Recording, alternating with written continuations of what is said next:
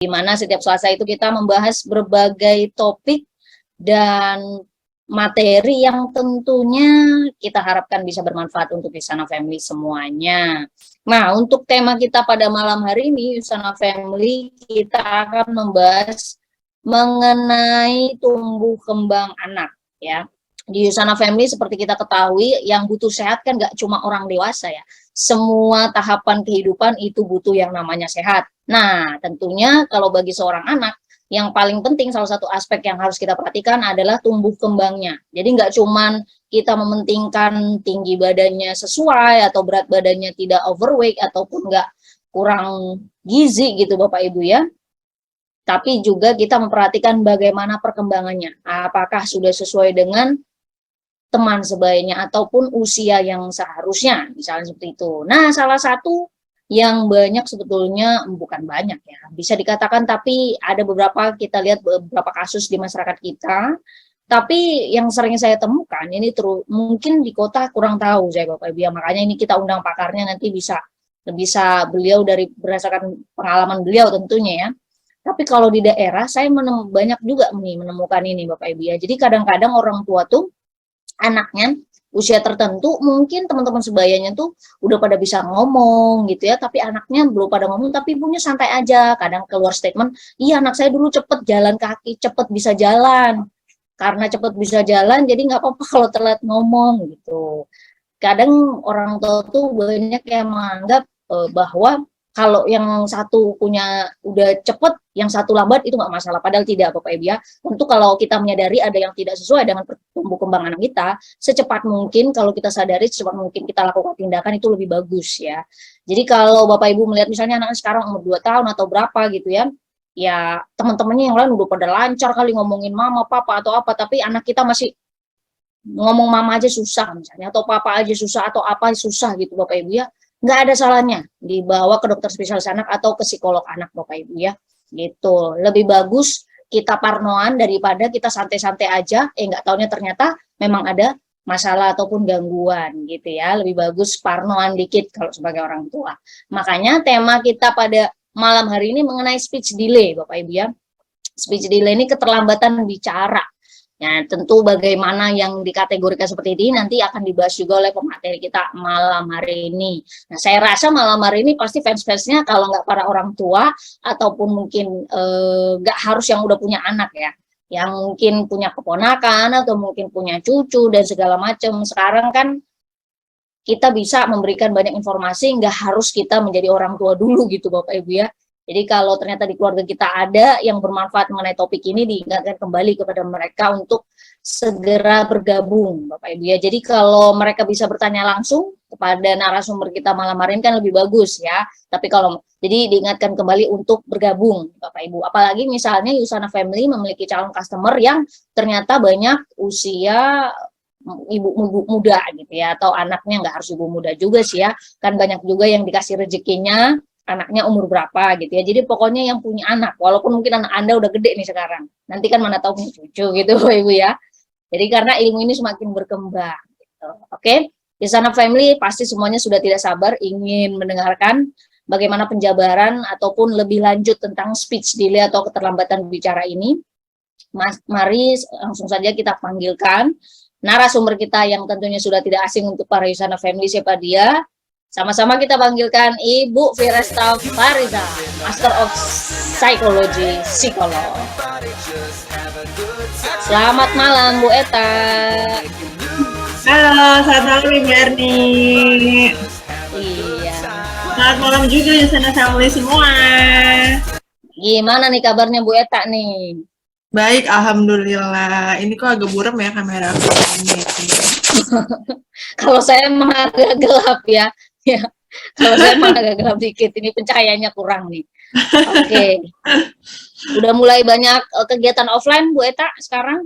Oh, udah praktek, seminar juga udah banyak yang offline. Sekarang. Oh, I see. Wah, alhamdulillah banget ya. Ini sebenarnya kita juga di Yusana juga udah mulai banyak kegiatan. Ada beberapa gitu ya, walaupun masih campur-campur karena Yusana kan tersebar di seluruh penjuru Indonesia nih, bahkan dunia sebetulnya gitu ya.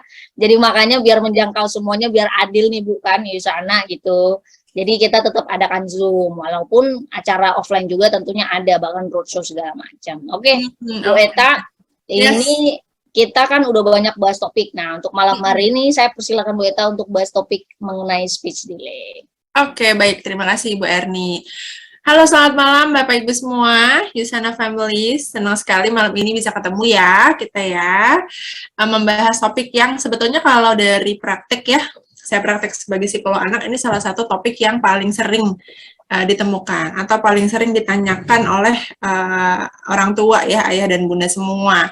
Jadi mudah-mudahan diskusi kita malam ini sedikit banyak bisa membantu memberikan gambaran untuk orang tua semua yang mungkin sedang punya anak yang kok rasanya ini telat nggak ya, atau harusnya gimana sih perkembangan bahasa anak itu seperti apa sih gitu ya. Oke, langsung saja saya izin share screen. Nah, udah tampak ya di layar ya? Udah Bu. Ya benar. Oke, sip.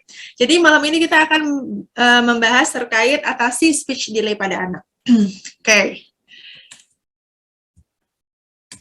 Kenalan dulu sedikit, Bapak Ibu. Saya psikolog klinis anak dan remaja, nama saya Firesta Farizal. Saya biasa dipanggil Eta. Kebetulan saya juga adalah direktur dari Mentari Anakku. Mentari Anakku adalah klinik psikologi dan pusat terapi anak.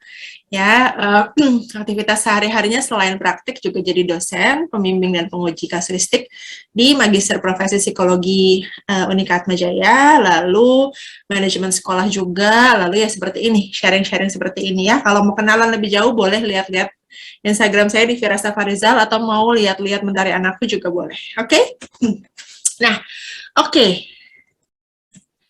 Ya, kalau kita diberikan pertanyaan gitu ya, Bapak Ibu, sejak kapan sih seseorang mulai berkomunikasi gitu ya? Kita tahu bahwa sebetulnya anak-anak kita sejak bayi itu sudah berkomunikasi, ya nggak sih? Ya, untuk ibu-ibu yang punya bayi pasti sebetulnya bisa nih membedakan. Ini kalau meskipun misalnya bayinya nangis gitu ya, tapi tahu gitu ini nangisnya nangis dia haus nih. Ini nangisnya nangis sakit nih, mungkin kejedot nih gitu ya. Karena beda tangisannya. Jadi sebetulnya bayi itu menangis kan untuk menunjukkan kebutuhannya. Laparkah, popoknya basahkah, ingin digendongkah, dan lain-lain. Awalnya memang cara berkomunikasinya adalah dengan bentuk tangisan, jadi belum dalam bentuk kata. Tapi kan makin besar kita berharap anak bisa bicara dalam bentuk kata dan kalimat gitu ya. Oke, nah kalau misalnya kita bahas kata-kata ini ya, bahasa, bicara, berkomunikasi, ini semuanya sama atau enggak sih Bapak Ibu? Coba ada yang bisa mungkin tulis di chat, menurut Bapak Ibu nih, sama nggak sih berbahasa, berbicara, berkomunikasi itu sama nggak ya artinya? Nah, coba Yusana Family. Ini opini ya Bapak Ibu ya. Iya. Bu Putri bilang berbeda. Oh, berbeda. Oke. Nah, Bu Vina juga bilang beda katanya. Ya, beda ya. Oke, ya. Jadi ini term-term yang biasa kita pakai, tapi sebetulnya memang punya arti yang berbeda-beda. Ya. Kalau kita bicara bahasa, bahasa itu adalah, kalau pengertiannya ya, sistem komunikasi yang menggunakan, bisa jadi bicara atau verbal, tulisan, atau bikin isyarat gitu ya, non-verbal, tapi yang bisa dimengerti. Bahasa terdiri dari yang namanya bahasa reseptif atau pemahaman bahasa.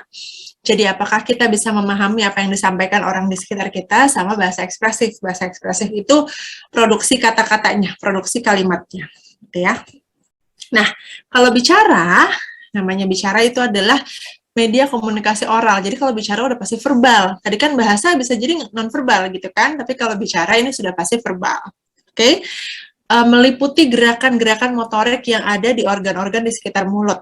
Ya, terus juga ada hal-hal yang mempengaruhi juga pernafasan, artikulasi, resonansi, dan lain-lain. Nah, sementara kalau komunikasi kuncinya ada di dua arah, timbal balik.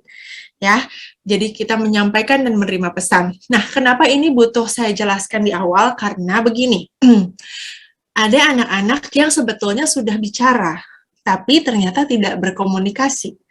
Contohnya, ya, dia mengucapkan kata-kata yang dia dengar di YouTube, misalnya. Mengulang-ulang misalnya jingle iklan gitu ya. Tapi bicara, kalau kita bilang apakah berbicara, tapi apa yang dia ucapkan belum dalam bentuk komunikasi dua arah. Jadi cenderungnya masih satu arah. Dia mengucapkan kata-kata saja gitu kan ya. Nah, ini juga yang harus diperhatikan. Kadang-kadang kita sebagai orang tua memperhatikan, oh udah kok udah bicara gitu. Tapi bicaranya dengan tujuan berkomunikasi nggak sama kita gitu ya. Oke. Nah, sebelum kita bahas tentang speech delay, kalau speech delay itu kan keterlambatan bicara gitu ya. Kan kita butuh tahu dulu seharusnya gimana sih perkembangannya ya. Nah, kalau di perkembangan anak ada namanya milestone. Milestone itu tahapan perkembangan pada umumnya. Harusnya gimana sih? Nah, ini saya akan bahas milestone perkembangan bahasa. Nah, secara umum gini nih, Yusana Family, Bapak Ibu ya, di umur 1-2 tahun dari lahir misalnya crying, kalau 1-2 bulan muncul yang namanya cooing. Cooing itu bayi ngoceh dengan menyebutkan huruf vokal saja. Jadi kalau bayi-bayi 2 bulan gitu kan udah ngoceh ya, cuman ngocehnya gitu ya, jadi gitu ya, gitu lah Bu. Iya betul. Terus nah 6 bulan ada juga ya 6-8 lah ya, kira-kira muncullah babbling. Babbling itu gabungan antara vokal dan konsonan.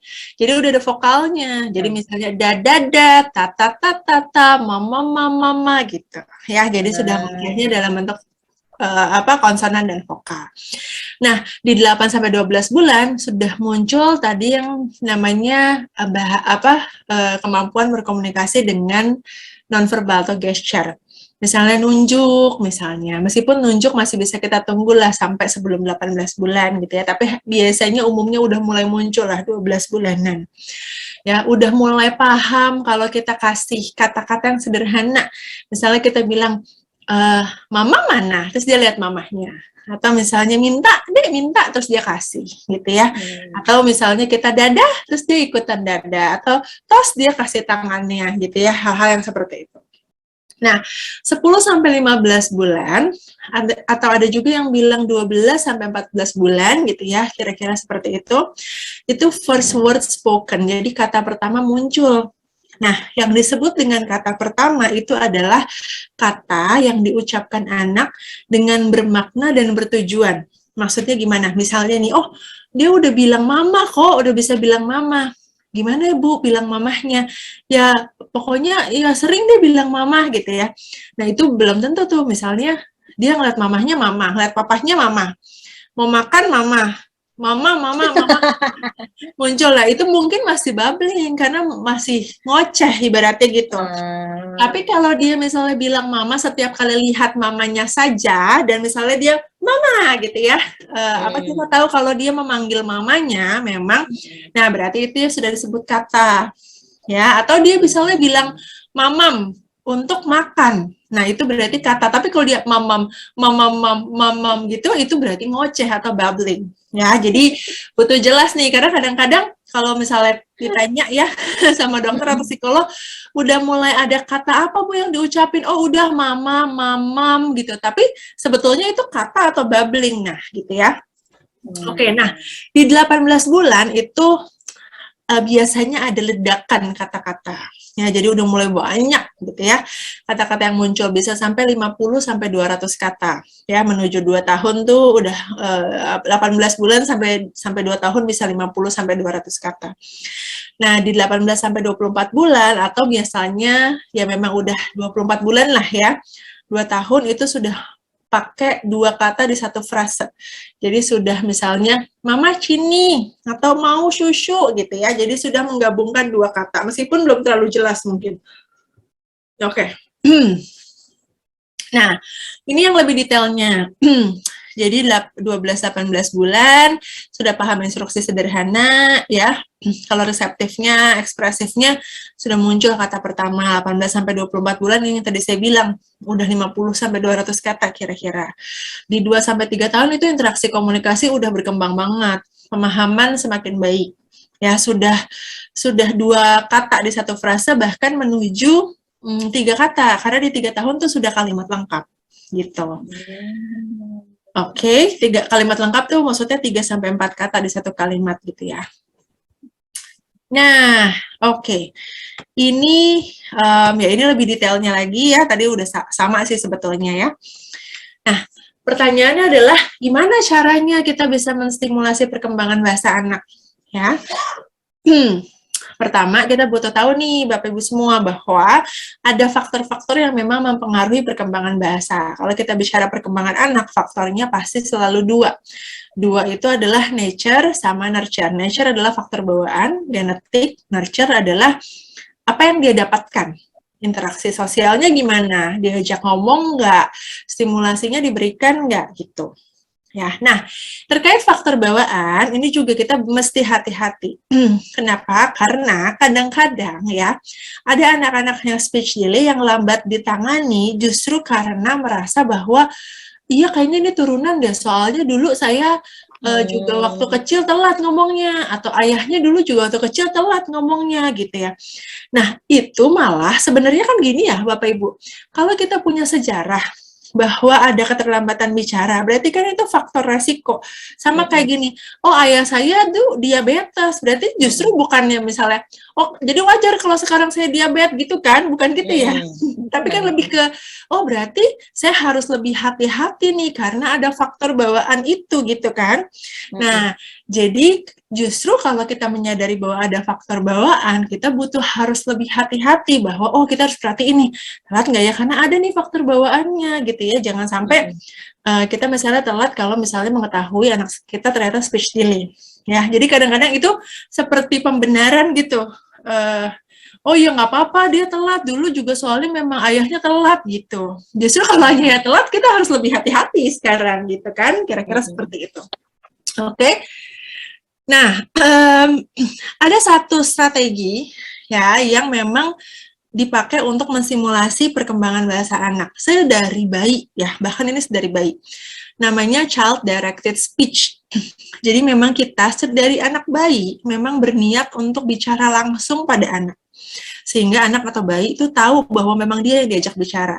Kan kalau bayi belum bisa bicara ya, jadi kadang-kadang dia cuma mendengar suara nih. Oh, ayahnya ngomong sama ibunya, oh ibunya ngomong sama neneknya, oh ayahnya ngomong sama kakaknya, dia mendengar suara-suara. Gitu ya. Tapi kita juga butuh ada saat-saat di mana kita bicara sama anak bayi kita. As in kita beneran berniat berbicara gitu ya. Jadi misalnya kita bilang, "Iya, Adik, hari ini Bunda seneng banget. Tadi lihat adik ketawa." Ya, misalnya gitu. Jadi kita lihat wajahnya, kita lihat matanya, kita tunjukin kalau kita memang mau ngomong sama dia gitu ya. Jadi dia yakin bahwa memang dia yang diajak bicara. Jadi bukan cuma dengar suara-suara orang bicara gitu. Kebayang ya bedanya ya Bapak Ibu ya. Oke, nah gimana caranya kita menerapkan child directed speech itu tadi ya, dari anak bayi sampai misalnya toddler gitu ya, kita berusaha untuk pakai kata yang simple. Jadi misalnya, oh Ade mau minum gitu ya, nggak usah apakah kamu mau minum, nggak usah ribet-ribet gitu ya. Itu belajar bahasa Indonesia nanti di sekolah. Iya makanya. Yang kedua kita repetition, jadi kita ulang. Nah, kita kan tahu ya bahwa otak itu berkembang luar biasa ya. Jadi kalau misalnya nih, misalnya ada anak 1 tahun lah baru jalan ya 12 bulan. Dia misalnya belum bicara banyak atau belum muncul lah kata-katanya. Tapi misalnya dia lagi pegang bola nih. Terus kita bilang, "Iya, Ade pegang bola. Bolanya warna merah. Ayo lempar bolanya," gitu. Dalam 1 kali bicara aja kita mengulang kata bola tuh berapa kali. Jadi pasti dia akan mengaitkan bahwa oh ini namanya bola loh gitu ya, karena kita tahu bahwa otak tuh selalu berusaha untuk mencari connection. Apa sih tadi bola, dibilanginnya bola, oh bola ini berarti namanya bola ini ya gitu ya, kira-kira kayak gitu. Jadi jangan mengunderestimate cara bicara kita ke anak. Jangan cuma misalnya kayak, iya kok diajak bicara, tapi gimana kita cara ngajak bicaranya? Kita betul-betul berniat ngajak bicara nggak? Kita pakai intonasi nggak gitu ya, kira-kira seperti itu. Nah, lalu kita menggunakan namanya I'm listening response. Kita kan kalau ngomong sama orang pengennya didengerin gitu ya. Kan males banget kalau misalnya kita ngobrol nih misalnya sama teman kita, tapi teman kita berasanya nggak memperhatikan. Nah, karena kita mau anak itu bicara, jadi kita berusaha untuk menunjukkan bahwa aku dengerin kamu ini gitu ya. Jadi kita ngangguk, meskipun dia ngomongnya nggak jelas misalnya. Kita senyum, kita bilang, iya ya, ada yang mau cerita ya sama ibu ya, kita misalnya kayak gitu ya. Jadi kita menunjukkan bahwa kita tuh senang banget loh dengerin dia ngomong gitu ya. Nah, terus kita atur intonasi dan nada. Ya, kebayang kalau misalnya tadi ya, saya ngomongnya misalnya anaknya pegang bola, terus ada yang pegang bola, iya bolanya warna merah. Lempar bolanya, ayo. Sekarang bolanya gitu, kayak gimana nih?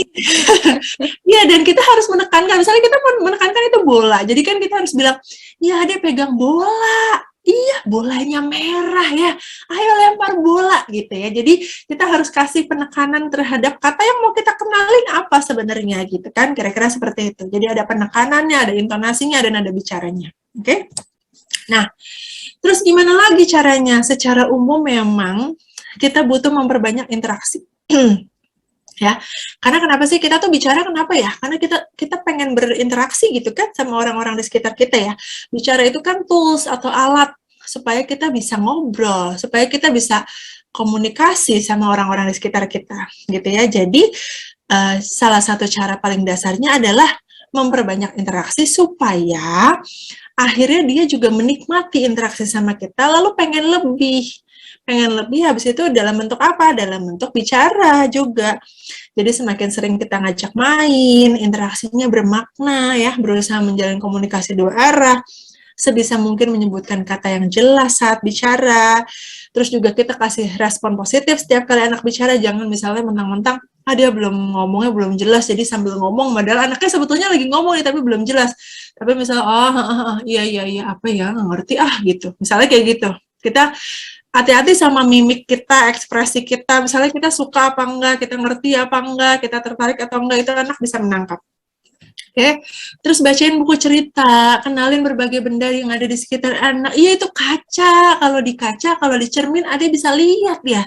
Ini matanya Ade gitu, misalnya kayak gitu ya. Jadi kita sebutin semua hal yang ada di sekitar dia. Ya, lalu meminimalkan penggunaan gadget dan TV. Ini juga penting ya. Kenapa? Karena udah pasti kalau misalnya banyak menggunakan gadget dan TV, kesempatan buat berinteraksi jadinya terbatas. Padahal tujuan kita adalah kita mau memperbanyak interaksi. Oke? Nah, ada strateginya lagi nih untuk meningkatkan kemampuan bahasa anak. Ada 3. Pertama, recasting. Ulang apa yang anak ucapkan. Misalnya anak bilang, sambil dorong kereta-keretanya, dia bilang, tata. Habis itu kita ulang. Iya, kereta. Gitu ya. Misalnya kita bilang gitu. Kenapa? Karena jangan sampai kita ikutan juga tata. Banyak yang kayak gini soalnya. Jadi anak sulit untuk mengubah pola bicaranya karena merasa diterima ya udah ini aja udah cukup gitu ya, kira-kira seperti itu. Tapi juga nggak usah misalnya bilang bukan tata, ini kereta gitu, nggak usah gitu. Jadi santai aja. Ya kan wajar ya, dia masih belajar bicara. Iya kereta, betul gitu ya, kita bilang gitu. Oke, lalu habis itu kita expanding state. Jadi kita ikutin apa yang anak ucapkan, tapi dengan struktur yang tepat. Jadi misalnya anak bilang, cucu au gitu ya, misalnya habis itu kita bilang, iya Ade mau minum susu ya gitu ya. Jadi kita nggak usah bilang salah, tapi kita tunjukkan yang mana yang betulnya seperti apa ya. Nah kalau labeling harusnya semua udah pada tahu ya. Jadi kita pokoknya menyebutkan apa yang ada di sekitar anak, apa yang sedang anak lakukan gitu ya. Jadi kita berusaha untuk ibaratnya gini, kita nabung nih.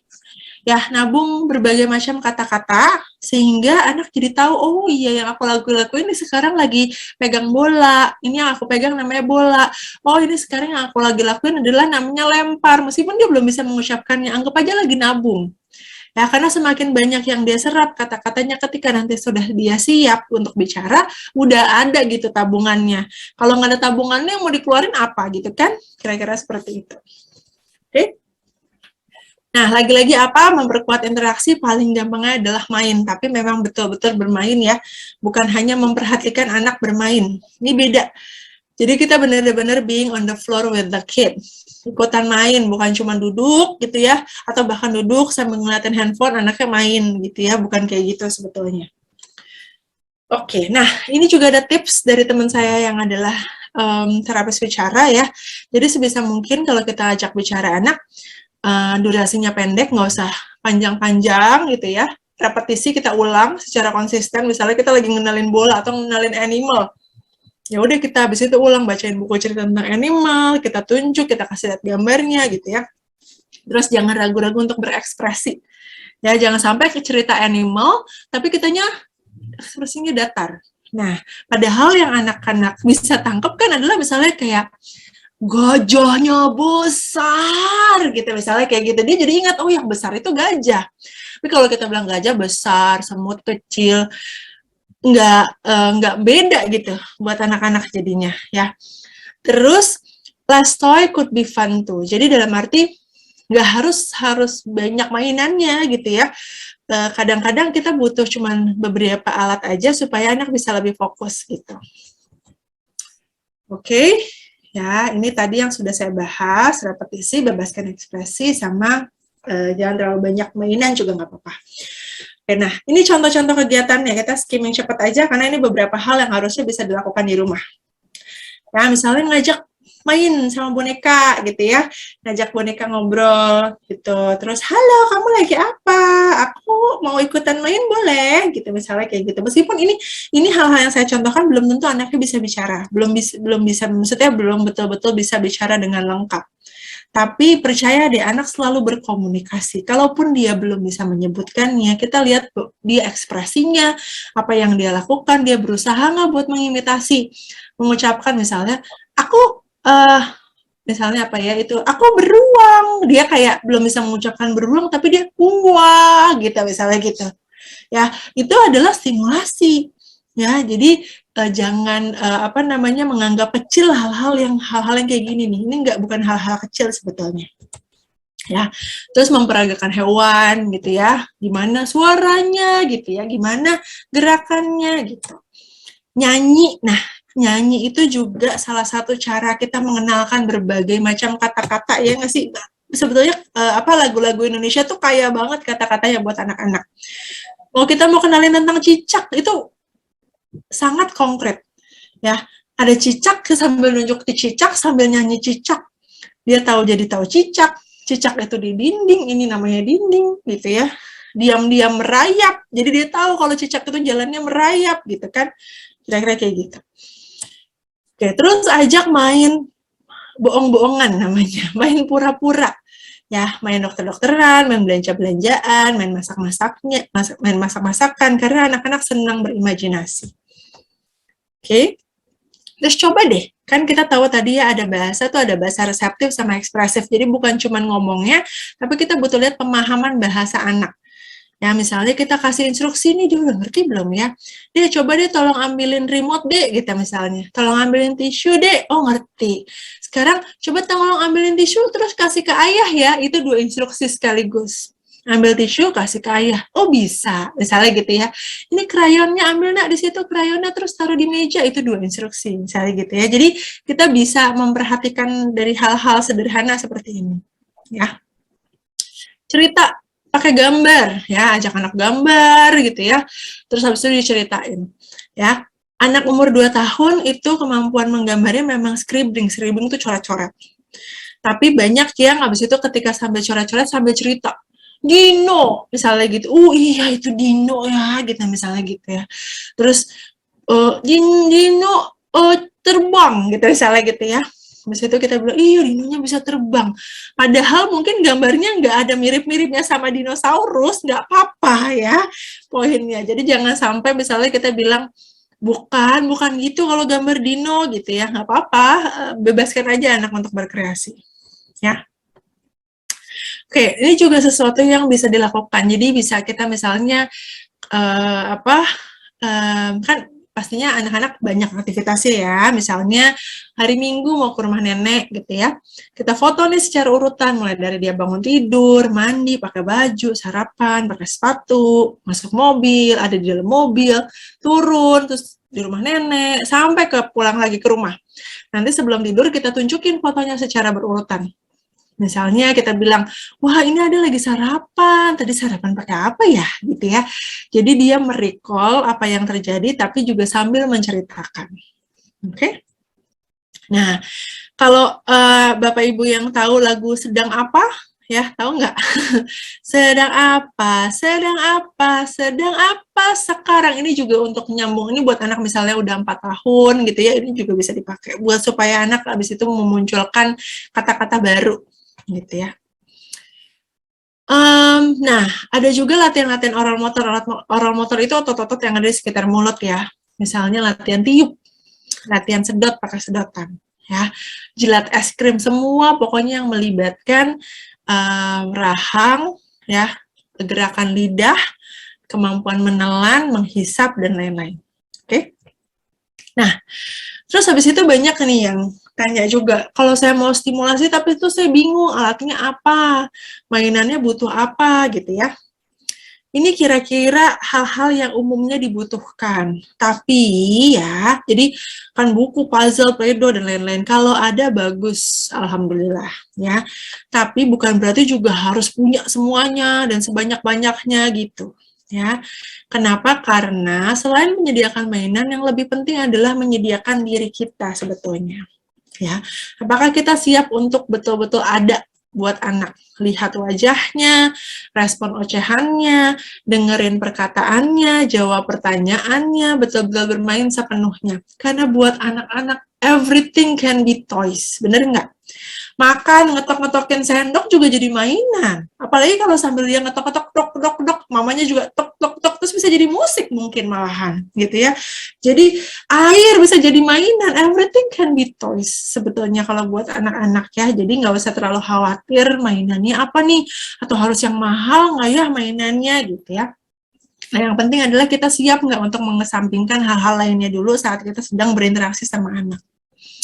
Nah, itu kira-kira tadi kita sudah bahas perkembangan seharusnya kayak gimana, perkembangan bahasa, lalu untuk menstimulasinya gimana caranya. Nah, sekarang kita akan masuk ke speech delay-nya. Oke?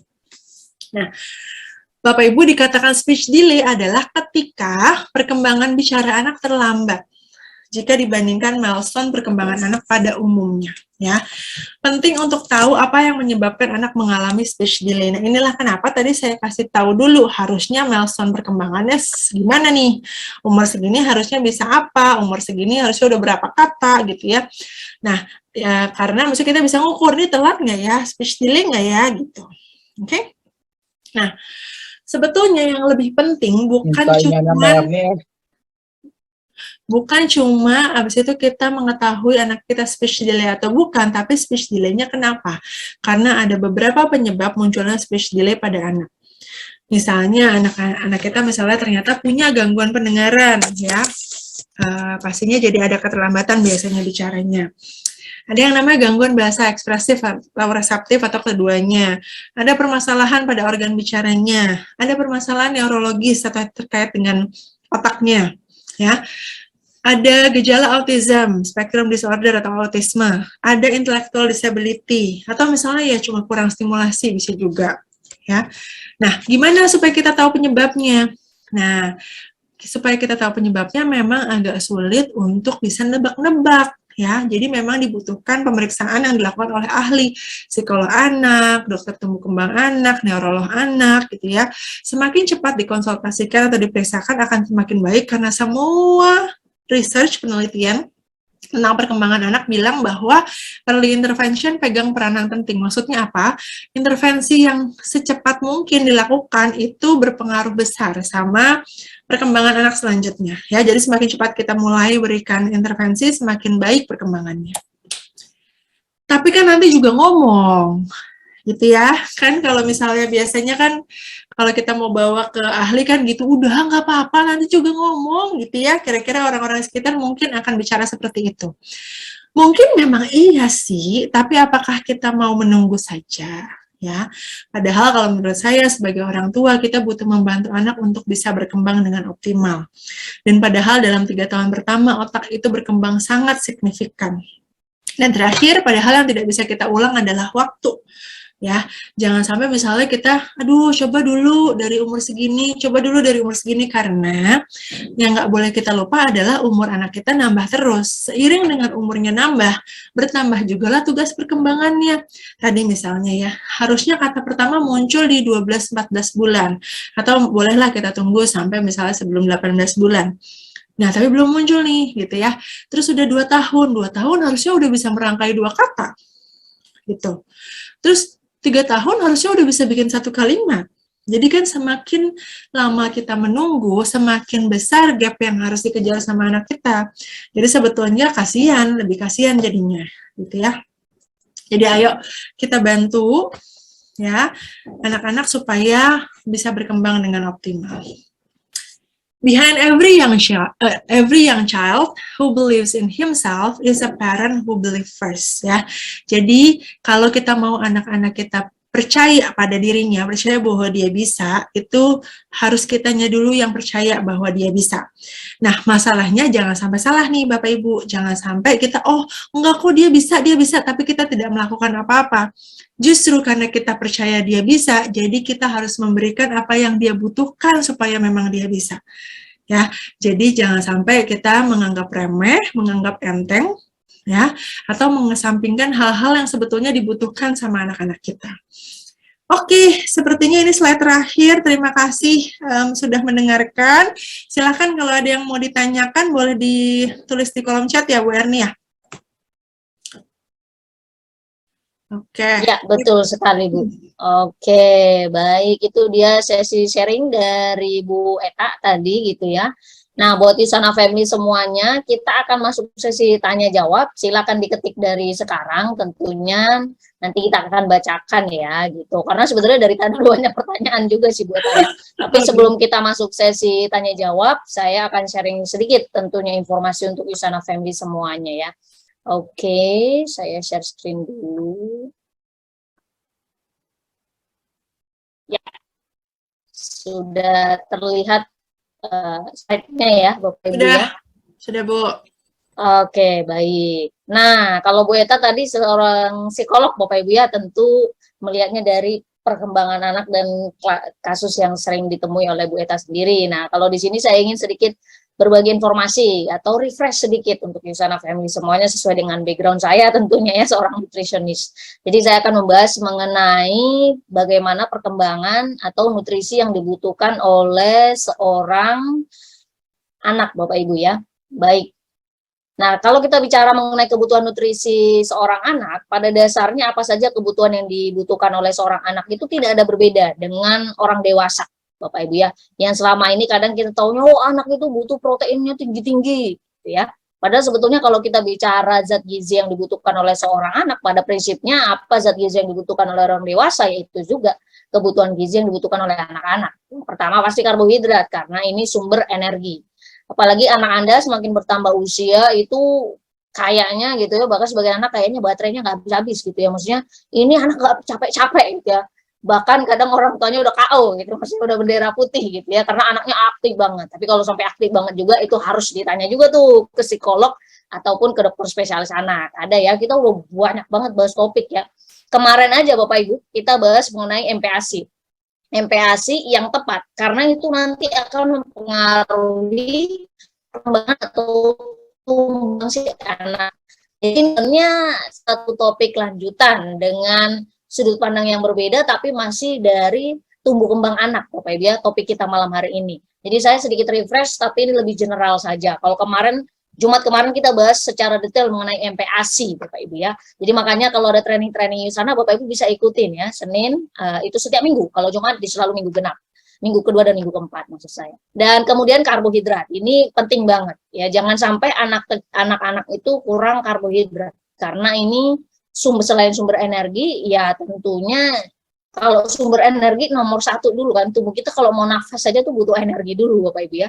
Jadi ini paling basic. Kemudian lemak juga sangat dibutuhkan anak-anak. Yang paling uniknya yang bahkan kadang mungkin sebagai misalnya family ada yang sudah tahu, ada yang tidak tahu, bahkan ASI aja itu disarankan komposisinya mirip kayak ASI, berarti ada kandungan lemaknya. Jadi bukan macam cuman kita kenalin satu jenis nutrisi doang, misalnya atau sejenis makan buah dulu deh, dikenalin buahnya dulu, bukan seperti itu Bapak Ibu ya. Jadi makanya kenapa Anda disarankan kita selalu belajar mengikuti training Bapak Ibu agar kita mengetahui update terbarunya gimana gitu. Jadi lemak ini jangan dimusuhi ya. Cuman tentunya diperhatikan bagaimana pengolahannya. Jangan kasih makan anak kita macam yang sering nih saya temukan apalagi balita nih ya. Buat mungkin para mamis yang sangat sibuk ya Bapak Ibu, anaknya tuh sering dikasih proses food atau yang instan, macam nugget segala macam yang instan Bapak Ibu ya. Kalau Anda membiasakan itu waduh, kalau bisa ya jangan ya Bapak Ibu ya. Bukan kalau bisa, kalau kita dari ahli gizi sangat menganjurkan tidak sekali ya. Itu bahkan di beberapa ahli gizi itu sampai udah di blacklist kalau yang seperti itu. Kecuali Anda buat sendiri ya. Gitu. Dan protein, kalau protein sudah pasti namanya juga sedang usia pertumbuhan, pasti diperlukan Bapak Ibu ya. Dan vitamin. Vitamin, mineral, ini kalau Bapak Ibu lihat, vitamin yang Anda kenal udah banyak ya, A, B, C, D, E. Kemudian K, gitu satu lagi ya Bapak Ibu ya, A, B, C, D, E, dan K. Vitamin larut air, vitamin larut lemak, semuanya dibutuhkan oleh seorang anak. Karena Anda bisa lihat nih fungsinya. Dari daya tahan tubuh, perkembangan giginya, tulangnya, gimana biar kalsium yang mereka konsumsi. Misalnya anaknya masih minum ASI, ya ASI juga ada kalsium Bapak Ibu ya. Tapi juga karena kemarin bahkan yang terbaru ya ASI aja itu nggak apa-apa kalau lebih dari 2 tahun Bapak Ibu loh ya gitu ya. Kalau kita ikutin perkembangan terbarunya gitu, selama ini tahunya wah ASInya itu wajib berhenti, hukumnya harus 2 tahun gitu loh ya kan. Cuman porsinya yang kita ubah. Kalau anaknya udah lebih dari 2 tahun ya tentu makanan utamanya yang harus lebih banyak, ASInya yang sebagai pendamping gitu ya. Jadi bukan MPASI namanya. Jadi makanan utama didampingi dengan ASI kalau anaknya udah lebih dari 2 tahun. Tapi masih boleh anaknya kalau mau dikasih ASI. Apalagi anak bontot nggak masalah gitu ya. Kecuali. Dan jadi porsi makannya kemudian proporsi zat gizinya itu memang harus lengkap Bapak Ibu. Makanya seorang anak itu juga sangat perlu sekali makanannya bervariasi. Itu yang sering sekali kita temukan menjadi kendala terutama bagi para orang tua. Karena tadi, Bapak Ibu ya, kenapa minggu kemarin kita bahasnya mengenai MPASI? Ya karena itu udah mulai nih, orang tua udah punya tanggung jawab gimana caranya ngenalin jenis makanan anaknya. Nah, kalau tadi Bu Eta bahas mengenai gimana caranya mengenalkan kata ke anaknya, gitu ya. Jadi anak kita suka makan sayur dan buah itu tergantung orang tua. Anaknya tuh banyak jadi picky eater itu dimulai dari semenjak kita tadi MPASI gitu Bapak Ibu ya. Jadi kalau kemarin yang nggak ikutan sebenarnya agak rugi ya Bapak Ibu ya. Karena saya saja sebagai seorang ahli gizi ya, karena bukan dunia saya mendalami secara detail sekali mengenai dunia nutrisi atau laktasi ya. Jadi saya pribadi pun dapat banyak informasi gitu Bapak Ibu ya.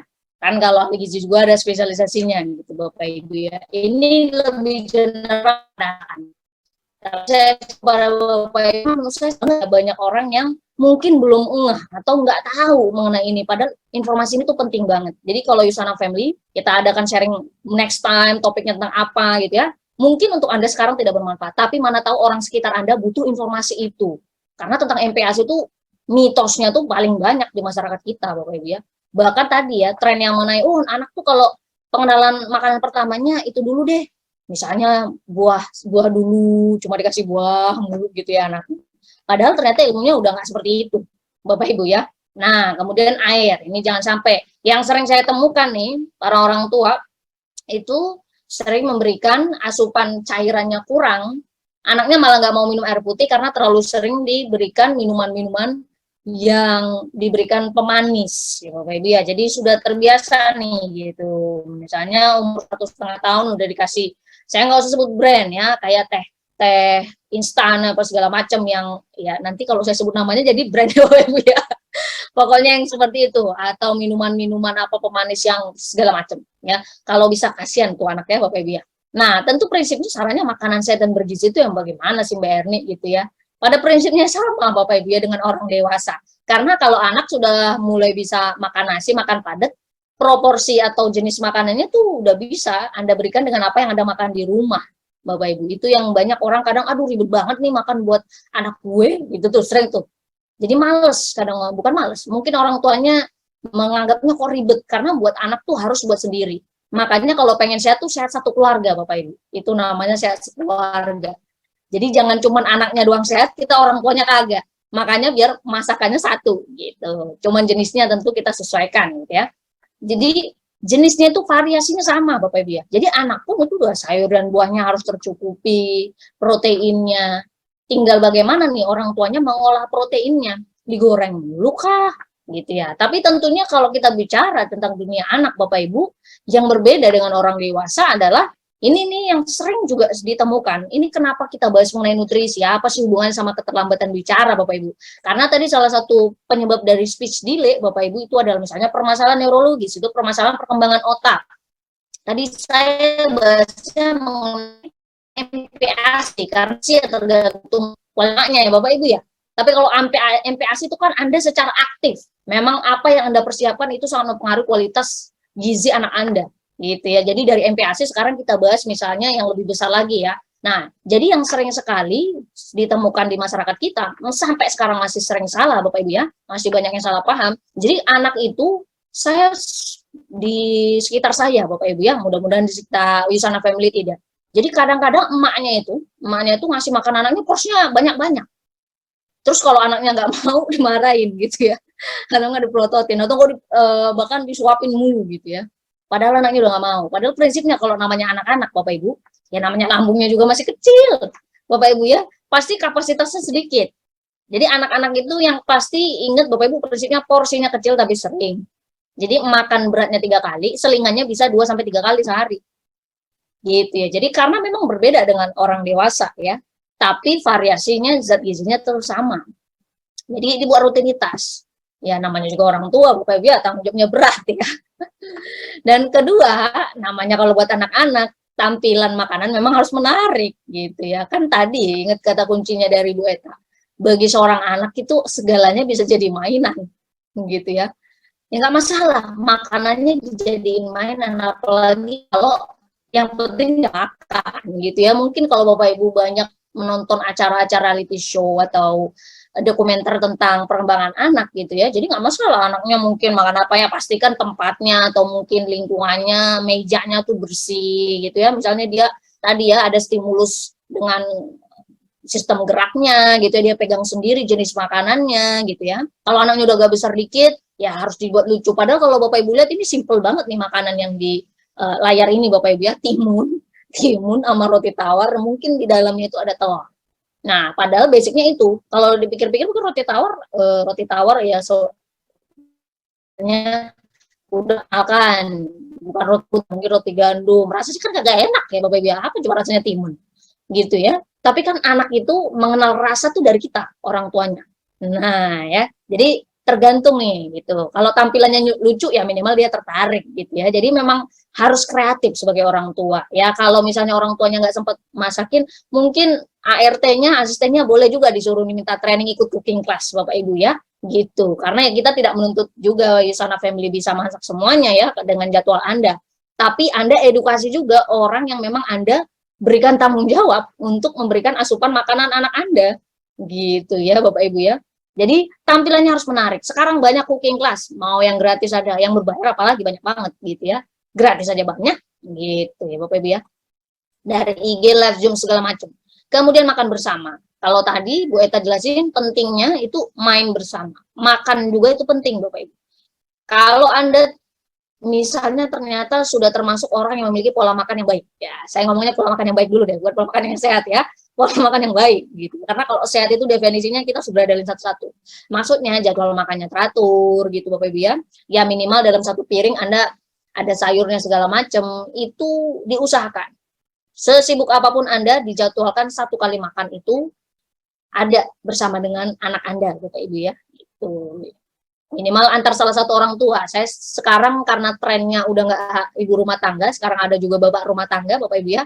Jadi antara ayah atau bunda silakan, tapi ada yang menemani. Karena Anda menjadi role model makan tuh wortelnya, lamanya sama bapaknya aja kagak mau makan wortel gitu ya. Kan mereka belajar dari imitate. Makanya tadi penting banget kenapa Bu Eta tuh menjelaskan kalau anak kita tuh udah ngomongnya kurang lengkap, misalnya tadi kayak ngomong kereta data gitu ya, kita memperbaikinya tapi nggak perlu, wah ini salah, kan kita bukan sekolah gitu ya. Kereta kita memberikan contoh yang baik gitu ya. Nah, sama juga makan gitu Bapak Ibu ya. Jadi makan bersama itu penting banget karena sebenarnya ini ada banyak ini kegiatan yang menstimulasi banyak sekali ya untuk tumbuh kembang anak. Libatkan anak ya dengan cara yang menarik. Bahkan kalau anak yang udah cukup besar, itu boleh Bapak Ibu, dia yang setting makanannya di meja makan, itu perlu ya. Jadi selain masak bersama, ya pastikan tentunya peralatannya yang aman untuk anak ya, gitu. Kemudian dia yang nyiapin sendiri gitu. Karena itu bisa bangun yang pertama selain bonding secara emosional dengan anak Anda yang nggak harus tiap hari kan, ini sesuai kesibukan Bapak Ibu masing-masing ya. Tapi Anda harus menjadwalkan. Ini salah satunya penting. Jadi selain Anda bisa memperkenalkan makanan yang baik itu seperti apa, yang sehat seperti apa, Anda juga bisa emosional bonding dengan anak-anak Anda sendiri. Dan tentunya ini nih yang sering juga kan cemilan itu Bapak Ibu perlu ya. Tadi kan porsi makannya sering ya, sering tapi sedikit-sedikit. Cemilan itu perlu, tapi yang paling perlu kita perhatikan sebagai orang tua itu adalah jarak waktu ngasih cemilannya sama makan besarnya. Itu yang masih sering amburadul tuh antara tadi ya teori sama realita apa yang kita praktekkan di dunia kehidupan kita sehari-hari. Jadi yang sering ditemukan itu kalau di dunia nutrisionis Bapak Ibu ya, ketika ada orang tua yang misalnya mengeluhkan ataupun aduh anak saya ini nggak mau makan nih Mbak Erni, begitu Bapak Ibu ya, nggak mau makannya kenapa? Pokoknya nggak mau makan setiap kasih makan gitu. Ternyata pas kita investigasi atau di kilik-kilik nih ataupun diinvestigasi secara mendalam bagaimana beliau memberikan pola makan terhadap anaknya. Jadi cara memberikan jarak snacknya itu sering banget ke anaknya. Bahkan susu ya Bapak Ibu, susu tuh sering. Susu tuh diberikan deket banget. Misalnya udah tahu jam makan siangnya udah dibiasain jam 12. Terus dikasih susu mungkin sufornya itu jam jam tengah 12 Bapak Ibu. Anak Anda udah kenyang sama sufor. Udah pasti nggak bakal mau makan siang, nggak bakal habis Ibu ya. Jadi jarak minimalnya itu 1,5 sampai 2 jam. 1,5 sampai 2 jam. Jarak antara cemilan dan makanan utama. Makanya kenapa anak menjadi seorang picky eater itu pun harus ditelaah. Apa nih penyebabnya? Apa karena kita salah ngatur jadwalnya atau memang kitanya sebagai orang tua effortnya ya misalnya masih kurang kreatif bentuk makanannya, ya kalau tiap hari dia makannya wortel mulu siapapun pasti bosen gitu Ibu ya. Orang dewasa aja bosen apalagi anak-anak yang sesuatunya harus fun ya. Kata kunci anak-anak tuh. Cemilan dianjurkan yang seperti ini. Jadi kalau Anda lihat ada nggak di sini yang kira-kira pakai misalnya pemanis secara berlebihan? Enggak ya. Ini tuh udah very less proses. Bukan berarti tidak boleh ya. Ini kayak roti gandum. Ini kayak jagung rebus, buah. Silakan Bapak Ibu ya. Giginya tuh biar dia distimulus terus, biar sehat juga. Nah, kalau ini yang dikonsumsi sedikit. Jangan ini yang diperbanyak gitu. Ini yang buat jujur saja ya Bapak Ibu ya, saya bahkan kalau di keluarga besar saya gitu ya, kalau saya temukan saya agak sedih gitu ya. Kalau misalnya emaknya seumuran saya, itu ya tentu saya tegur Bapak Ibu ya gitu ya. Tentu saya tegur, apalagi kalau misalnya dekat gitu ya, dekat saya tegur, tuh anak lo kasih ciki-ciki mulu gitu ya. Terus misalnya terus dapat nutrisinya apa? Cuma dapat natrium anak lo. Natrium ini garam Bapak Ibu. Makanan seperti ini itu pasti yang pertama kalau yang di atas ini pasti tinggi garam. Anda bisa baca di kemasannya. Makanya biasakan dari sekarang tuh kalau mau milih cemilan untuk anak Anda itu dibaca tuh informasi gizinya, kandungan zat gizi yang di belakang tuh dibiasain. Tidak hanya untuk makanan Anda, untuk makanan anak Anda. Kalau bisa kan tadi ya kata kuncinya. Untuk makanan anak Anda kalau bisa jangan yang diproses, yang dari pabrikan sono. Kalau Anda bisa olah sendiri itu lebih bagus, ya. Jadi ini bukan tidak boleh Bapak Ibu, lihat tuh judulnya. Sedikit. Ya, sedikit Bapak Ibu. Dan ngenalinnya jangan ini yang pertama. Nah, yang sering akan menjadi masalah adalah Anda mengenalkan yang ini dulu. Pas anak Anda udah mau snack-snack segala macam, yang dikenalin ini dulu nih ke lidahnya. Bukan yang ini ya. Harusnya dibiasakan, makanya nih ya, dari sedini mungkin tuh dibiasakan, kan harus aja umur berapa, harus bentuknya nasi tim lah, segala macam, bubur ya Bapak Ibu, tapi proporsinya terus lengkap. Rasanya tuh ini, ya kan, buah-buah itu kan jagung, gimana sih manisnya, manis jagung kan standar ya Bapak Ibu. Jadi jangan sampai anaknya udah pas punya gigi dikasihnya macam beginian. Waduh, luar biasa enak Bapak Ibu ya. Ini belum saya bahas mengenai perkembangan gigi gitu. Last time kita udah pernah undang juga dokter spesialis gigi, beliau udah jelasin masalah gigi kesehatan anak itu banyak banget di Indonesia juga ya. Nah, yang harus dihindari, ya ini penting nih Bapak Ibu ya, ini referensi dari luar negeri nih Bapak Ibu, dari negara maju ya. Hindari maksa anak untuk makan. Ini sering banget. Tadi ya, anaknya mau makan, mau disuapin sampai anaknya nangis-nangis itu nanti jadi trauma Bapak Ibu. Kalau dia picky eater gitu ya, nanti malah jadi nggak mau makan. Memberi minuman atau makanan ringan sebelum makan. Nah ini tadi ya, minimal berapa tadi jaraknya? 1,5 sampai 2 jam. Minimal. Memberi makanan anak atau minuman mas. Karena tidak hanya orang dewasa yang bisa ketagihan yang namanya minuman boba, Bapak Ibu ya. Semoga anak Anda tidak Anda kasih boba dari sejak dini. Semoga ya, orang dewasa aja susahnya minta ampun untuk lepas kecanduan itu ya. Karena minuman manis, Bapak Ibu. Minuman manis itu disukai oleh bakteri jadi usus kita, di pencernaan kita. Dan itu seperti lingkaran setan. Nah, usus kita tuh akan memberikan instruksi pada otak untuk kita mengkonsumsi minuman manis lagi. Makanya anak kita akhirnya ujung-ujungnya anaknya mintanya itu terus. Nah, kalau nggak dikasih tantrum. Nah, itu udah pembahasan Bu Eta sesi sebelumnya lah gitu ya, tantrum. Menyogok dengan junk food atau minuman manis. Nanti kalau kamu habisin ini, mama kasih ini. Itu kurang tepat. Kalau menurut teori di negara maju nih, Bapak Ibu ya. Itu cara kurang tepat juga enggak. Karena ternyata kemarin ya, bahkan sharing ini dari pemateri atau narasumber kita, dokter dia, anak di bawah 1 tahun, untuk Anda mengenalkan satu jenis makanan aja, itu butuh 15 sampai 20 kali repetisi, Bapak Ibu. 15 sampai 20 kali hanya untuk mengenalkan satu jenis buah misalnya, atau satu jenis protein, atau satu jenis sayur. Kalau di atas 1 tahun, Bapak Ibu tahu nggak berapa puluh kali? Dari 5 kali, 56 kali Bapak Ibu. Jadi kalau anak Anda baru dikenalin sayur brokoli kagak mau, kalau baru 2 kali kagak mau, itu wajar Bapak Ibu. Karena bahkan secara penemuannya, secara teorinya ya, yang dari perkembangan sekarang yang terbaru, di atas 1 tahun untuk mengenalkan satu jenis makanan baru kepada anak Anda, itu butuh sampai 56 kali maksimal. Ya, 56 kali. Wah, itu mungkin bisa jadi lebih banyak ya, jadi dari 20 something sampai 50. Luar biasa itu kesabaran orang tua ya, makanya tanggung jawab orang tua itu cukup, bukan cukup, berat memang. Memberi makanan yang mudah buat tersedak. Ini sering juga nih, jangan sampai pas anak Anda makan, kita masih sibuk main gadget. Ini sering banget saya temukan Bapak Ibu ya, itu ya. Kasihan, tersedak ya, jadi kalau ada case di mana anaknya itu sampai bisa fatality ya, Bapak Ibu dibawa ke rumah sakit, gara-gara tersedak. Jadi jangan anggap remeh ya tersedak.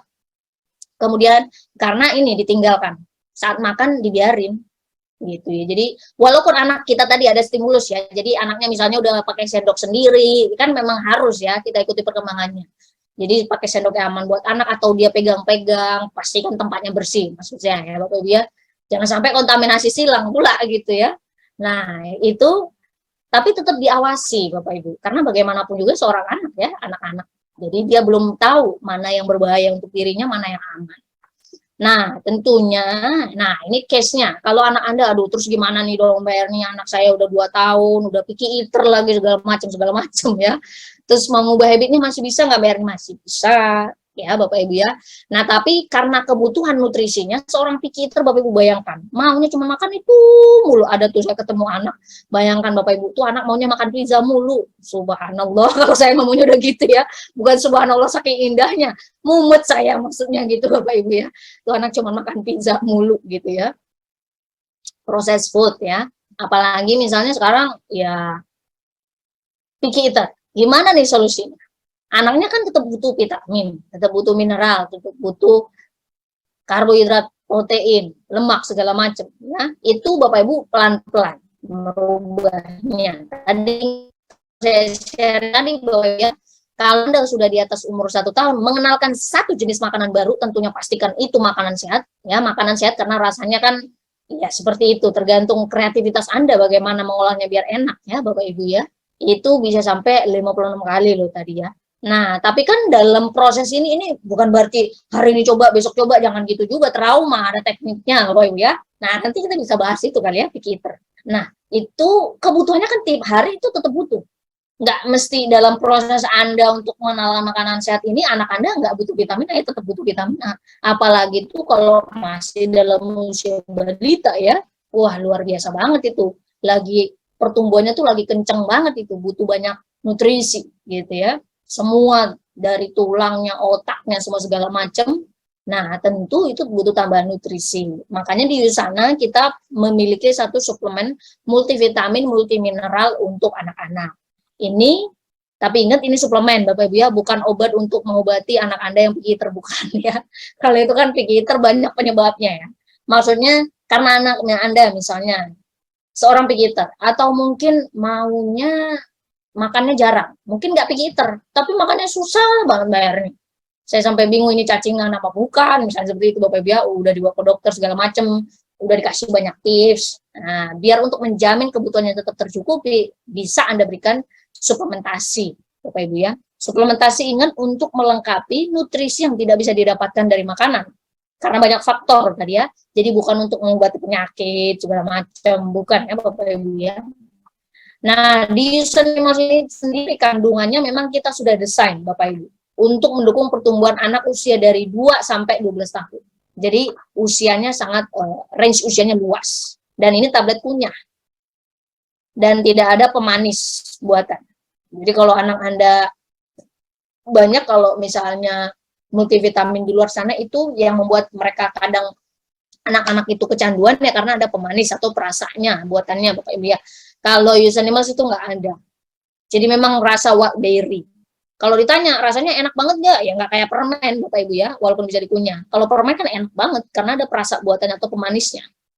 Tapi ini rasanya masih bisa diterima oleh lidah anak-anak gitu ya. Jadi pastikan ini cara konsumsinya aja yang beda ya. Jadi kalau di bawah 4 tahun, 2 sampai 4 tahun itu 1 tablet sehari. Kalau di atas 4 tahun sampai 12 tahun bisa 2 tablet sehari gitu ya. Jadi kandungannya udah komplit banget. Dari multivitamin, mineral plus sama antioksidan. Banyak orang mikir, emang anak-anak butuh antioksidan, Berni? Lah, kan dia belum tua. Nah itu tuh, orang kadang mengaitkan antioksidan itu cuma sama tua, padahal enggak. Ya namanya manusia Bapak Ibu ya, anak-anak juga bisa kan nambah usianya dan selalu terpapar radikal bebas. Anak apalagi yang tinggal di perkotaan itu terpapar polusi segala macam, mereka terpapar radikal bebas. Apalagi misalnya ternyata anaknya juga nggak mau tadi ya, aktivitas fisiknya kurang gitu ya, disuruh main juga gak mau. Nah, which is itu makanya kalau kita membicarakan mengenai tumbuh kembang anak itu topik yang very holistik Bapak Ibu ya, dari dunia psikologinya, dokter spesialis anak, ahli gizi itu berperan semuanya. Makanya kalau ada sharing informasi nggak cuma training di sana Bapak Ibu ya, dari mana-mana atau dari siapapun, speaker ataupun selebgram. Jadi kalau selebgram itu yang diikutin bukan yang artis-artis yang cantik-cantik doang ya Bapak Ibu ya, tapi yang memang bermanfaat untuk kehidupan anak Anda ataupun keluarga gitu ya. Karena sekarang banyak loh ya sesi sharing-sharing IG live gratis kan gitu Bapak Ibu. Sayang banget kalau nggak diikutin gitu. Nah, ini karena kandungannya udah lengkap untuk multivitamin, multimineral ya Bapak Ibu ya. Jadi karena memang ini yang sering menjadi untuk pola makan anak, karena kurang makan sayur dan buah. Kalau ayam goreng ya rata-rata anaknya suka, walaupun ada juga yang nggak suka ya. Oke, itu saja sharing dari saya, Bapak Ibu. Kita langsung masuk ke sesi tanya jawab. Kita panggilkan kembali Bu Eta.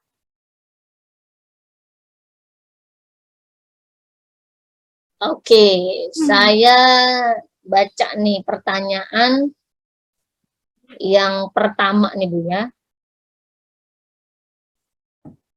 Oke.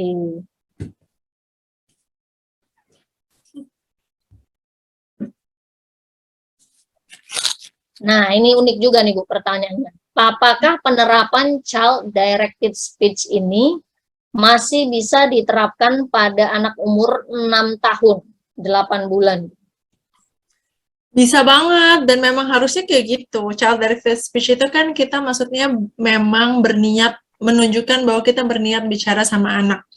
Jadi memang harus kita tunjukkan sampai anak besar sebetulnya. Cuman kan kalau kenapa dibahasnya tadi sama saya di waktu bayi, kalau anak yang udah besar kan udah bisa diajak bicara. Jadi lebih gampang kita menunjukkan memang kita mau bicara. Cuman kalau sama bayi kadang-kadang kan masih bayi, belum ngerti atau cuman baru nangis. Nah, kita jadinya bicaranya mungkin sembari lewat, tapi sebetulnya harus diniatin gitu. Harus sepenuh hati gitu sebetulnya ketika kita bicara sama anak, sehingga dia tahu bahwa memang kita berniat untuk bicara sama dia. Jadi ya kalau sampai besar boleh banget, dan memang harusnya seperti itu memang sampai besar gitu. Gitu. Wah, ini ada yang panjang-panjang pertanyaannya nih Bu Erni. Iya, ini juga panjang banget ini Bu. Bentar ya, tapi saya lihat dulu karena ada yang ini unik juga nih Bu. Anak yang cadel. Cadel itu termasuk kategori speech delay nggak Bu? Cadel, oke. Cadel itu sebetulnya bukan speech delay, tapi memang masalah artikulasi gitu ya. Nah, tapi cadel itu juga maksudnya ada standar usianya.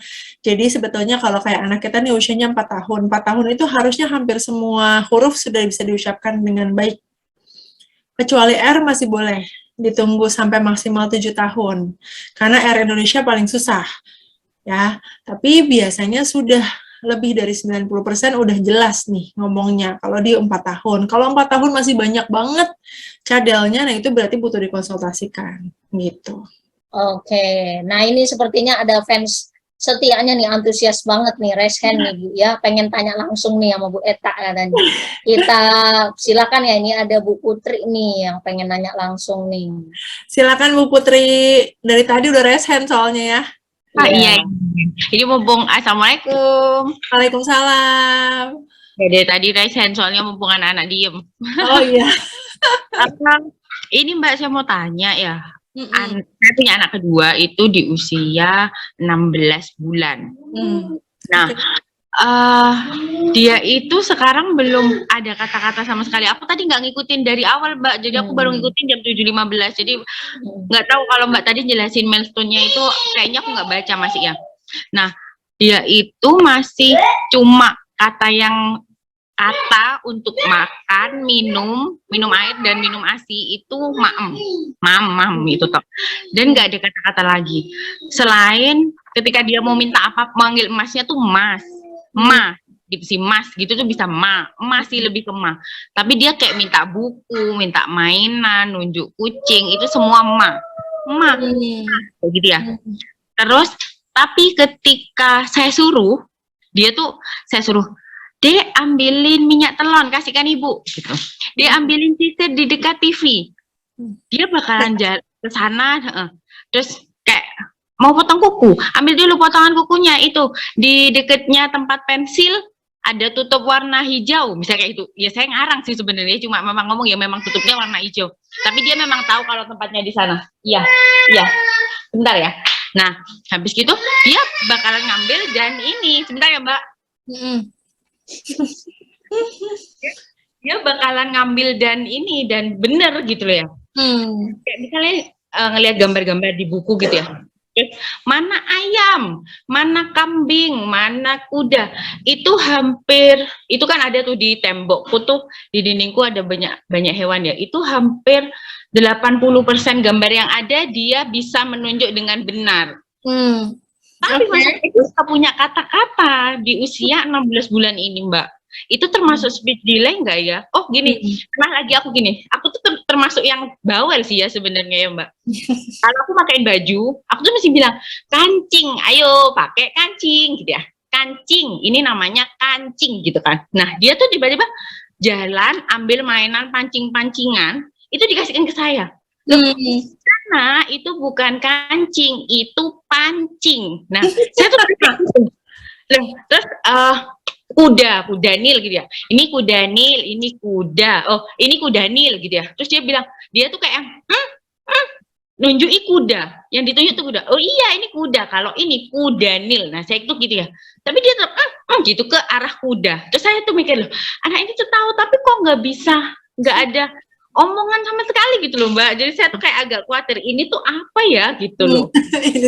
ini tuh anak. Maksudnya Iya. Paham. 16 bulan itu gimana ya Mbak gitu. Ini tuh salahnya di mana gitu saya yang bingung. Tapi meskipun misalnya belum banyak tadi kan katanya yang terucap ya, tapi sehari-hari itu lebih banyak diem anaknya atau ngoceh tapi kita nggak ngerti apa?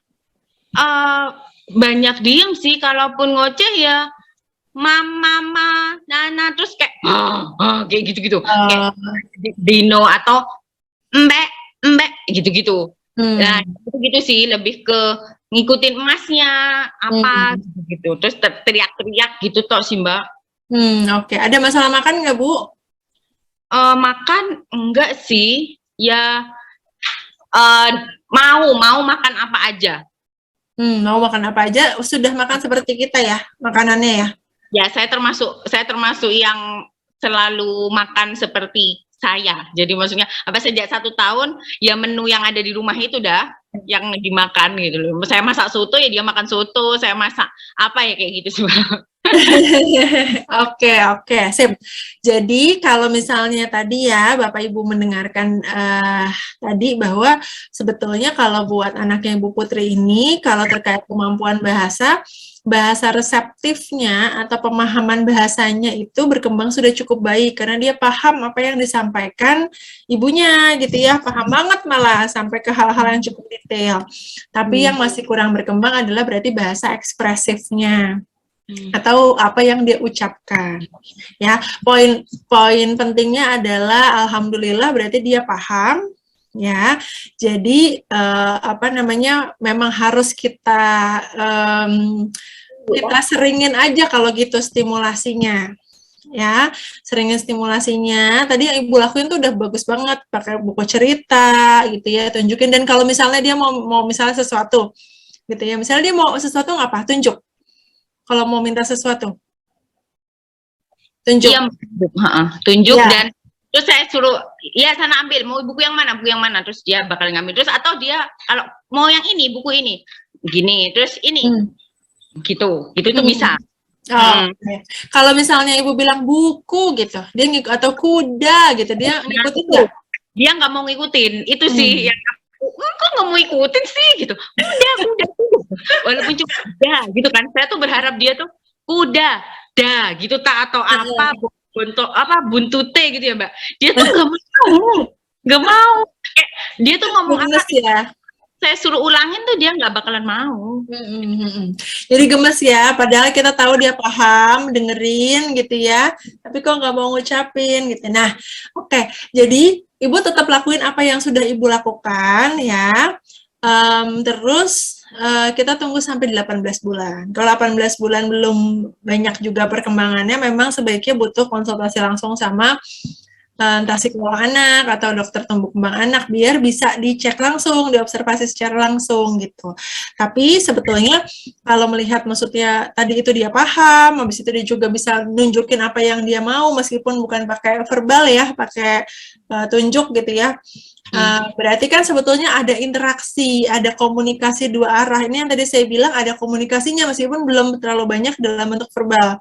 Ya, jadi tetap aja Bu ngelakuin hal yang sudah Ibu lakukan ya, ajak main, bacain buku cerita, ucapin semua hal yang dia lakuin, tunjukin nama-nama semua yang ada di sekitarnya dia gitu ya. Kalaupun dia mengucapkan misalnya gitu ya, mengucapkan sesuatu, tunjukin kalau kita paham. Misalnya tadi, mam, iya, misalnya dia kan tadi bilangnya semua mamam, nenen, minum, mamam gitu ya. Misalnya dia mau minum, bilangnya mamam. Habis itu kita bilang, iya, minum gitu. Jadi kita nggak bilang, bukan mamam, ini tuh minum gitu, maksudnya gitu. Jadi kita ucapin yang benernya, tapi kita menunjukkan kalau kita baik-baik aja, happy-happy aja. misalnya habis itu kita bilang, iya, nenen, mau nenen gitu ya. Jadi kadang-kadang ya kalau buat anak-anak nih, makin kita kekeh menunjukkan bahwa kayaknya harusnya ucapin dong gitu ya, makin gak mau. Jadi kita butuh santai, tapi jangan berhenti. Jadi mesti kita tetap kasih tahu, iya ini kuda gitu ya. Terus dia nggak ikutin nggak apa-apa. Kita yang penting dia ngelihat ngomongin kita kayak gimana, ucapan bibir kita seperti apa. Ya, dicoba dulu, tunggu sampai 18 bulan, 18 bulan nggak banyak perkembangan, konsul langsung ya Mbak ya. Dokter ya, iya. Makasih banyak Mbak. Sama-sama. Dah. Wow, itu antusias banget tadi ya, udah bertanya tadi ya Bu ya. Langsung pengen. Nah, ini ada pertanyaan lain juga nih Bu Eta nih. Oke, mana tadi pertanyaannya? Saya banyak nih. Bagaimana menstimulasi agar anak mau cerita pengalamannya saat di sekolah? Anaknya ada yang 6,8 tahun. Ini 6 tahun atau 8 tahun? 6,8 tahun mungkin ya, 6 tahun 8 bulan mungkin. Bagaimana cara apa tadi? Sorry Bu. Bagaimana menstimulasi agar anak mau menceritakan pengalamannya Bu saat di sekolah? Soalnya anaknya setiap ditanya sekolahnya ngapain, jawabnya cuma simpel banget, banyak. Mungkin anaknya pendiam juga Bu, mungkin bisa jadi karena kategori introvert, jadi karena dia udah capek di luar banyak komunikasi jadi diem banyak mah. Gitu doang bisa saja ya. Saya tadi cuma pengen klarifikasi enggak ya Bu ya, gue cuma bercanda aja Bu ya. Jadi Bu yang bertanya nih Bu Vina, ini anaknya 6,8 tahun atau anaknya memang ada dua, 6 tahun sama 8 tahun tapi karakternya sama, bisa saja Bu ya gitu ya, dua-duanya gitu ya. Kayaknya 6 tahun 8 bulan sih ya kayaknya. Ini kan kalau dugaan saya kayaknya kalau sesuai usianya mungkin baru masuk sekolah nih kelas 1 SD. Iya, benar. Ya. Jadi sebenarnya gini, pertama kalau kita mau anak kita banyak cerita sama kita, pertama kita membiasakan nggak itu terjadi di situasi rumah untuk bukan cuma hal yang sekolah. Ya, jadi untuk hal-hal yang sederhana yang kecil-kecil, misalnya kita sambil nonton film sambil ngobrol, kita misalnya sambil bikin kue sambil ngobrol gitu ya, sambil beresin baju gitu ya, ngelepetin baju sambil ngobrol gitu, itu kita lakukan nggak di situasi sehari-hari. Satu itu. Terus kedua, nah ini ya, jadi kalau buat anak-anak yang jawabannya terbatas ya, kitanya harus lebih kreatif kalau memikirkan pertanyaan. Misalnya nih, anak pulang sekolah kalau ditanya ngapain aja tadi, kalau dia jawab banyak, kan nggak salah ya, bener juga sih sebenarnya. Iya. Kan banyak kegiatannya memang di sekolah. Iya, jadi mungkin pertanyaannya kita variasikan. Misalnya gini, hari ini kamu main sama siapa? Misalnya gitu. Atau misalnya tadi gurunya ngajarin apa? Ya, gitu ya. Atau misalnya tadi mama bawain bekalnya dibagi sama siapa? Dibagi nggak sama temennya? Misalnya kita memang bawainnya bekalnya 2 nih. Ini buat kamu, ini buat satu lagi kamu kasih ke teman kamu, nanti siapa? Nah, kan kita jadi punya simpenan pertanyaan buat nanti nih. Tadi rotinya yang satu lagi kamu kasih ke siapa gitu ya, misalnya kayak gitu. Atau misalnya pagi-pagi tadi mama lihat ada teman yang nyamperin kamu di gerbang sekolah, itu siapa nak gitu. Jadi kita harus memvariasikan pertanyaan kita. Kalau enggak emang jadinya jadi males buat dijawab. Jadi kita butuh lebih seru lah, lebih kreatif untuk mikirin pertanyaannya apa. Apa yang paling bikin kamu seneng hari ini? Atau misalnya ucapan bu guru yang paling kamu inget hari ini, misalnya gitu ya. Hal-hal yang kayak gitulah pokoknya. Jadi variasi pertanyaannya harus cukup banyak.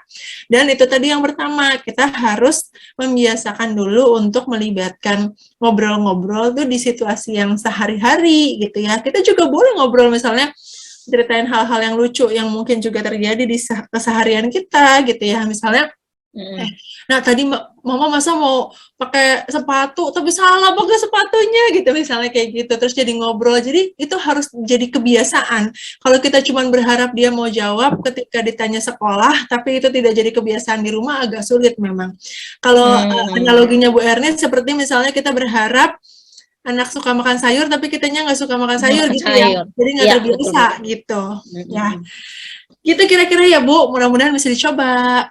Wah, bermanfaat banget tuh. Iya juga sih ya. Saya juga sering ngobrol sama bapak saya karena bapak saya juga suka cerita, Bu. Gitu kan. Jadi memang benar-benar dua arah gitu ya Bapak Ibu ya gitu. Jadi jadi memang ada emosional bondingnya juga gitu kan. Betul. Yang kagak penting pun diomongin sampean. Maksudnya Iya, kalau udah deket sama betul. antara orang tua dan anak yang benar-benar kagak penting gitu ya. Iya, Padahal sebenarnya justru kadang yang dibahas itu misalnya contoh Bu ya, kayak saya sebetulnya kalau orang dewasa tuh entah kenapa kalau saya menemukan gitu Bu ya, orang dewasa tuh terkadang nggak mau, kadang jadi jarang banget komunikasi sama orang tua gitu kan. Itu yang sering saya perhatikan justru gitu ya. Itu saya malah penasaran sama Bu Eta tuh ya. Itu ada psikolognya khusus nggak tuh gitu kan? ada. Orang dewasa tuh anak itu sering banget tuh jadi malah nggak makin jauh gitu kan sama orang tuanya gitu ya. Ya semoga sih saya tidak seperti itu Bapak Ibu ya. Amin. Saya doa sendiri juga nih gitu ya.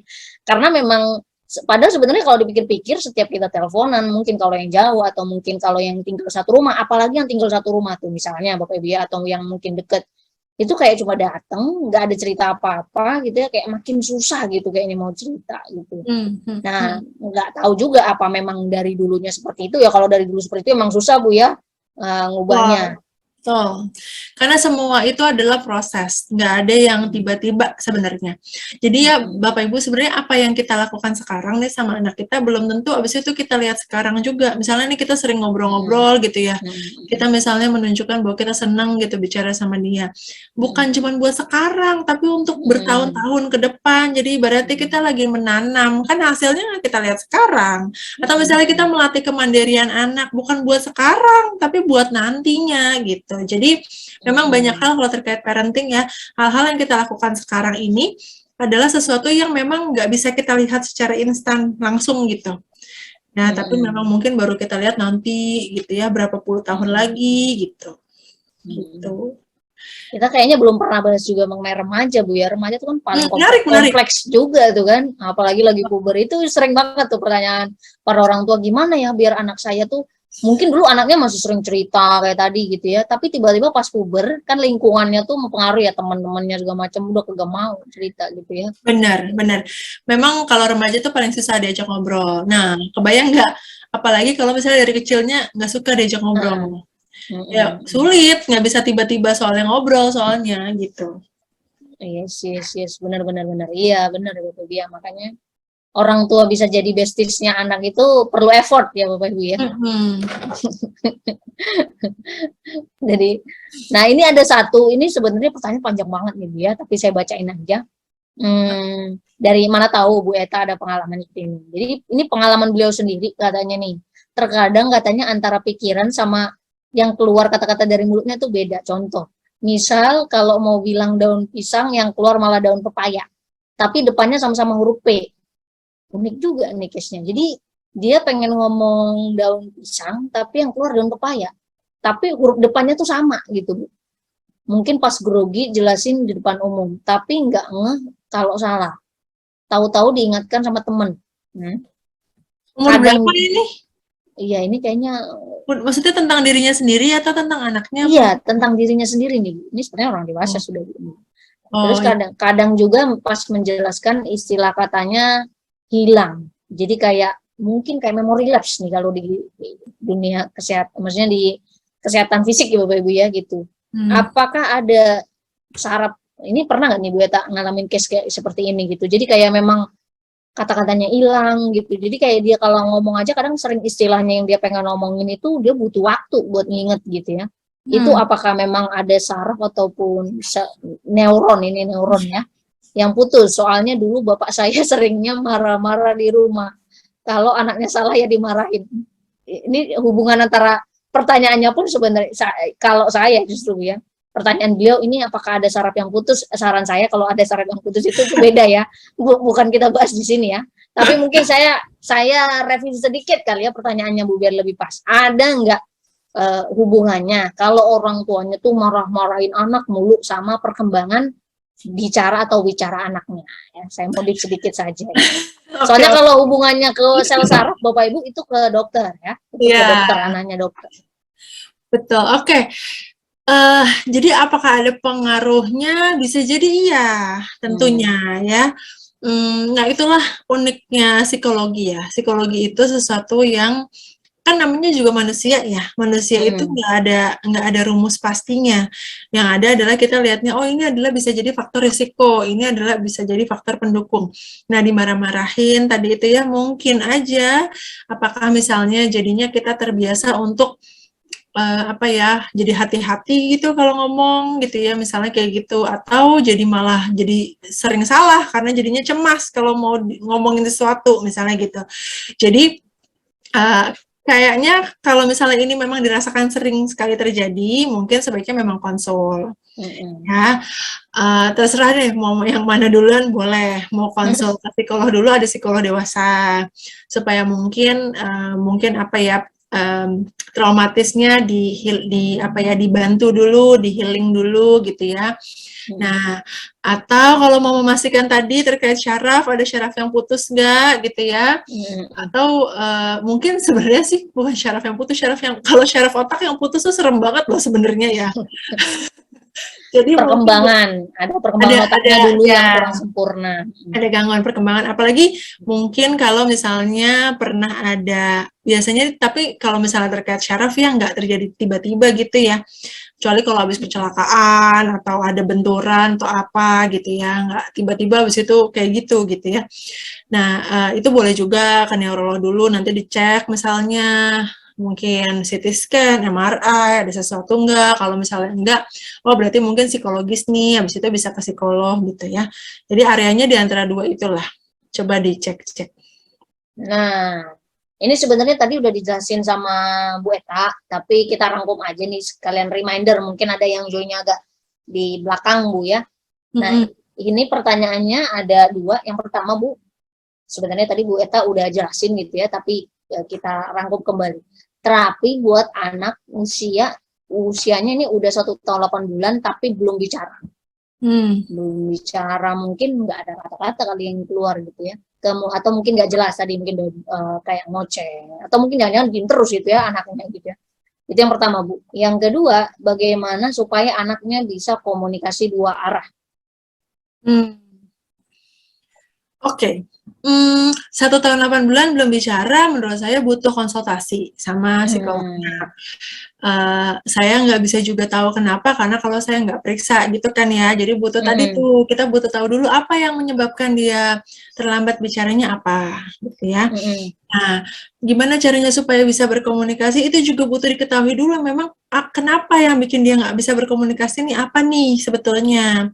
Ada sesuatu kah, ada masalah perkembangan nggak, ada masalah neurologis nggak, ada indikasi autisme nggak, ada gangguan pendengaran nggak, ada apa nih yang membuat dia sulit untuk berkomunikasi, karena kita butuh tahu itunya dulu, baru habis itu kita bisa bicara apa yang bisa kita lakukan gitu ya. Jadi kalau menurut saya sebaiknya konsul dengan ahli ya, boleh psikolog anak, boleh dokter tumbuh kembang anak gitu ya, untuk bisa dapat jawabannya dan habis itu bisa dapat penanganan yang tepat gitu. 1 tahun, soalnya udah 1 tahun 8 bulan ya Bu ya?